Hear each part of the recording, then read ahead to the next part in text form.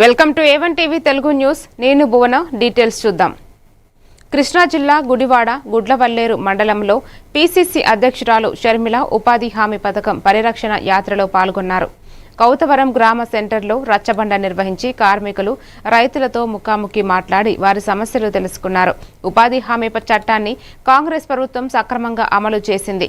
కానీ బీజేపీ ప్రభుత్వం కొత్త చట్టాలతో గ్రామీణ ప్రజలకు సమస్యలు సృష్టిస్తోందన్నారు. రాజశేఖర రెడ్డి గారి ఆరోగ్య శంకుస్థాపన చేసి ఫోటోని మరి మన కృష్ణా జిల్లా ప్రజలకి కానుకగా ఇచ్చిన నాయకుడు రాజశేఖర రెడ్డి గారు.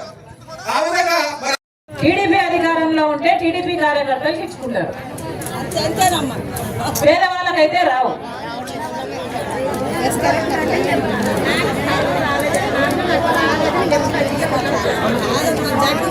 ఇచ్చేసేవాడు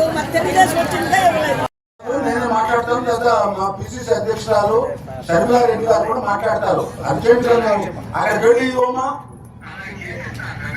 వాసు నీ కొరకు వెయిట్ చేస్తా నేను. లేక పూడికలు తీయాలా? ఈ గ్రామంలో మాకు ఏ అవసరం ఉంది అని నిర్ణయించుకునే హక్కు గ్రామస్తులకు ఉండేది, గ్రామ సభలకు ఉండేది. అలా పని జరిగేది. కానీ ఇప్పుడు బీజేపీ తెచ్చే ఈ కొత్త చట్టంలోనట అసలు ఇక గ్రామాలకు అధికారాలు ఉండవు.